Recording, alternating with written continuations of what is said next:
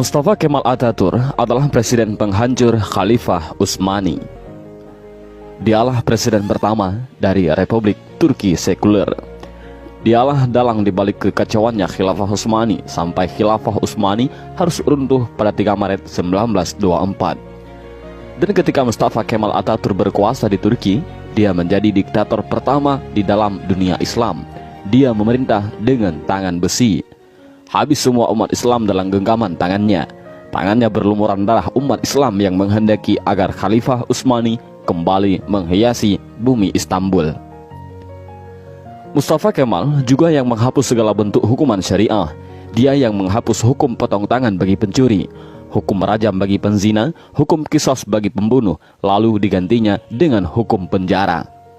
Tak hanya itu, Mustafa Kemal juga menghapus hukum waris, menyamaratakan ahli waris laki-laki dengan ahli waris perempuan, menghapus hukum hijab bagi muslimah, mengubah Masjid Hagia Sophia menjadi museum, kalimat azan diganti menjadi bahasa Turki, menggalakkan minum-minuman khamar di tempat umum, dan menjadikan majelis-majelis ilmu kemudian menggantikannya dengan tempat-tempat lokalisasi pelacuran dan diskotik. Tak hanya mengubah sistem pemerintahan Turki yang Islami menjadi sekuler, Mustafa Kemal juga memiliki sifat sombong sebagaimana Firaun. Dalam suatu kesempatan, Mustafa Kemal berpidato di hadapan para tentara ex-tentara khilafah. Dalam pidatonya itu, Mustafa Kemal membanggakan dirinya dengan berkata, "Kini sekarang siapa yang berkuasa, aku atau Tuhan?" Dengan perasaan takut, para tentara itu serentak mengucapkan, "Andalah paduka yang kami takutkan sekarang." Mendengar jawaban dari para tentara itu, senyum kesombongan mengukir di bibir Mustafa Kemal. Tapi semua itu berhenti ketika periode akhir Oktober 1938. Saat itu, Mustafa Kemal awalnya menderita penyakit kulit. Namun Mustafa Kemal menderita penyakit tambahan yakni malaria, lever, dan penyakit kelamin. Dokter pribadinya pun memberi salep dan dioleskan di kulitnya yang luka karena garukan dari kukunya. Dr. Abdullah Azzam dalam bukunya Al-Munaratul Mafkudah menjelaskan prosesi ajal Mustafa Kemal Atatürk yang sangat mengerikan. Menurut Dr. Abdullah Azzam, sebuah cairan berkumpul di perutnya secara kronis, ingatannya melemah, darah mulai mengalir dari hidungnya tanpa henti. Untuk mengeluarkan cairan dalam tubuhnya, dokter pun menusuk jarum di perutnya. Tapi hasilnya perutnya membusung dan kedua kakinya membengkak. Wajahnya pun menjadi pucat pasi dan terlihat seperti tengkorak. Mustafa Kemal yang sedang sakit menderita itu, kesehariannya dilengkupi rasa panas yang luar biasa. Bahkan, gatal-gatal dari tubuhnya semakin menjadi-jadi, hingga dia merasa tak tahan lalu menjerit sampai terdengar di seluruh istana. Para pekerja istana sangat ketakutan. Ketika Mustafa Kemal sudah menjerit karena kesakitan, badannya yang panas hingga melebihi suhu normal membuatnya tak mau masuk istana. Dia meminta dibawa ke tengah-tengah laut untuk menurunkan suhu tubuhnya, tapi suhu tubuhnya selalu naik dan malah panas.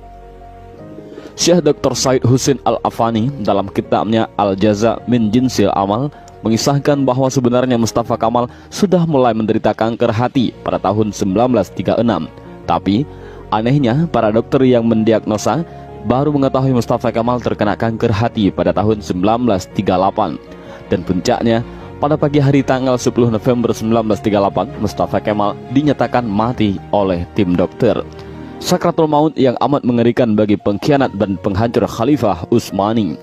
Bahkan ketika akan proses pemakaman pun, para ulama Turki menolak untuk menyolatkan jenazah busuk Mustafa Kemal. Baru di hari ke-9, atas desakan dan permintaan dari adik perempuan Mustafa Kemal, barulah para ulama dan rakyat Turki mengkafani, menyolatkan dan menguburkan Mustafa Kemal. Tapi naas, ketika jenazahnya akan dimasukkan ke bumi, jenazahnya terlempar ke atas. Para penziarah dibuat repot oleh hal ini. Untuk para ulama sepakat untuk menimbun jenazah Mustafa Kemal dengan bebatuan di bukit di Ankara. Baru setelah 15 tahun matinya Mustafa Kemal, jenazahnya kembali untuk dikubur. Tapi lagi-lagi, bumi menolak jenazah Mustafa Kemal. Hingga akhirnya, jenazah Mustafa Kemal dimasukkan ke dalam Museum Etnografi di Ankara, Turki. Jenazahnya ditimbun dengan bebatuan marmer yang bobotnya sampai 44 ton.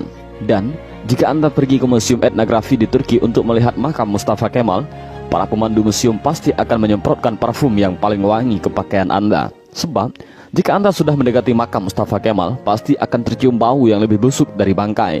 Pihak museum pun mengakui jika sumber bau busuk itu bukan dari WC ataupun septic tank yang bocor, melainkan di areal makam Mustafa Kemal Atatürk.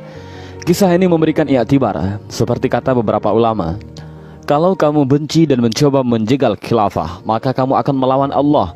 Lihat kematian yang mengerikan menimpa Mustafa Kemal Atatürk, si penjegal dan penghancur khilafah Utsmani. Aroma bau yang keluar dari makam Mustafa Kemal adalah cara Allah memperingatkan kepada siapa saja yang mencoba sombong dengan kekuasaannya dan melawan syariatnya.